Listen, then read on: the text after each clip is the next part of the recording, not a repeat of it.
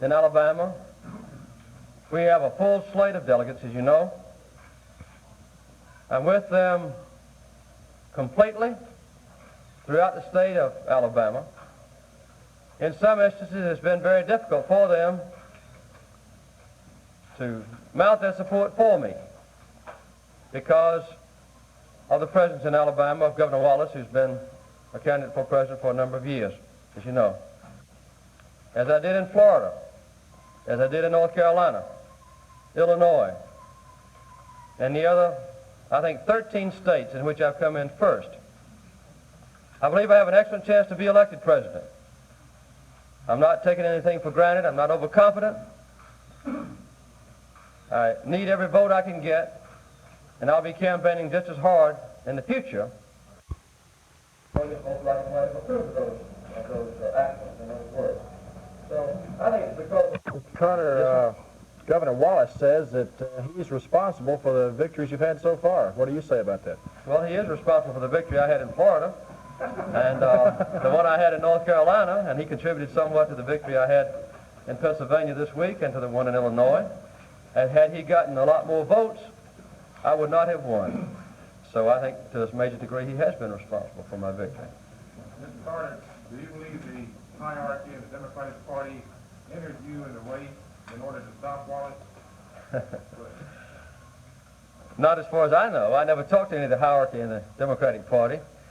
As you possibly have observed, the hierarchy in the Democratic Party has not been responsible for my successes nor for my entry. I think that this is a major excuse that was put forward by Governor Wallace. But I ran in New Hampshire, and he decided not to run. I don't accuse the Democratic hierarchy of keeping him out of the race so Mo Udall could win, and I think that's a fairly ridiculous sort of charge.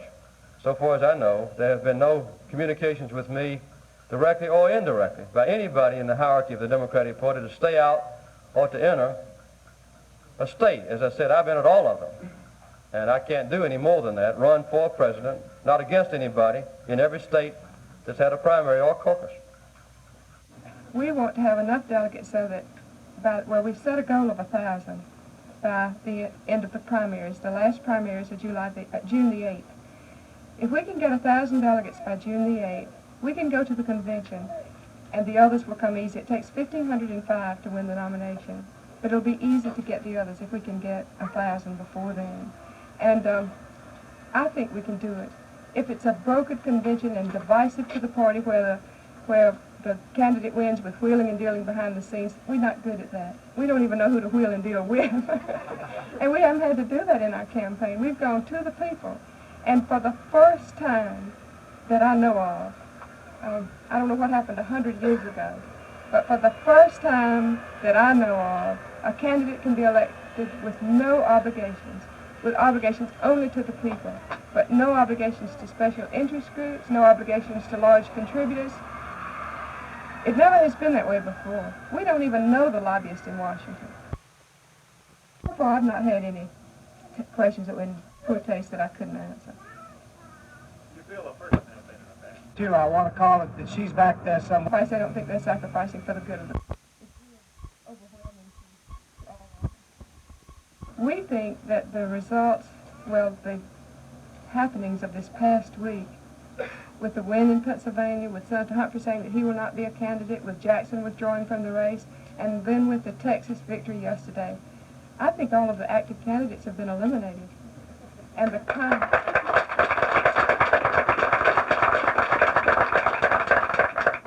contest now is for delegates. The South, and especially this region, is very strong militarily, talking about that. Military bases are all over the place down here. Do you think that Governor Reagan will have an extra advantage down here because of his hard stand on keeping the United States #1 militarily? I don't know, but I know that the people, it's hard for me to assess. You would know more about what happens in your state than I would know. But I do know that this is very much on people's minds, no matter what state you're in. Starting with New Hampshire. people, it's become a growing thing that people are aware that we're no longer number one, in spite of what has been told us. And again, we get back to the question that you asked me before about credibility. And they're very concerned about it, as they should be. I'm pretty outspoken, as I'm sure you must know right now, but I do draw the line on what I think is my private life, and I think everybody's entitled to a private life, no matter how public their life may be. But everybody has to draw their own line. Is it possible to have a private life? Of course it is. Yes. How many states have you been?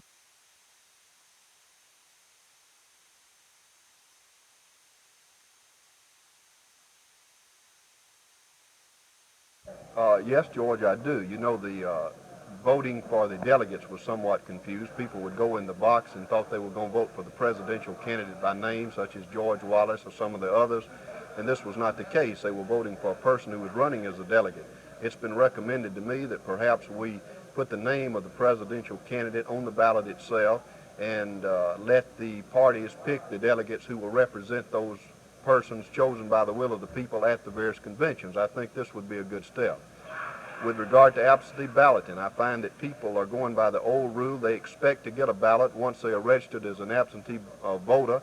That's not the case. The Attorney General has said you must request a ballot the second time in the runoff. This is confusing and delaying, and perhaps we need to look at this area. Also, I think we need to look at the objections raised by the Justice Department with regard to moving the primary from the spring to the fall. As you know, we have a 3-week runoff this time. For the first time, it'll be May the 25th. We have an ad hoc election reform committee that's going to meet on the day after the primary, the 26th, to consider all these matters. And we have a bill pre-filed to remove the Justice Department's objections to all those things in the 1975 election reform law. So there are 5 or 6 different areas where we can go further and improve the election laws. But I want to say this. We've taken a great step in the right direction. Heretofore, when you went in to vote for delegate, you only voted for a name, and unless you had read some advertisement or heard it over TV, you didn't know who they were pledged to. At least we put the name beside the delegate. So, George, we've taken some positive steps, but there are other things that need to be done to improve our election laws. Perhaps this wasn't a problem of election laws, but it seems that the returns of the election were very slow in coming in. Was this because the laws need to be streamlined, or you think this was mechanical or human error? No, George, I think this was primarily because we had a dual primary for the first time. We had Republicans who were trying to select between Ronald Reagan and President Ford and other local offices, and we had the Democrats having their traditional primary. And it was confusing because people were treating it as a general election. In a primary, of course, you've got to separate the parties. You've got to have the Democratic Party and its candidates and the Republican Party and its candidates, perhaps the NDPA and its candidates. And since this was the first time we had done it, it's just like anything else that's new to you. I think in the future, a lot of that confusion will be removed. There was also a lot of complaints about not being able to cross over in the primary. Should this be changed, you think?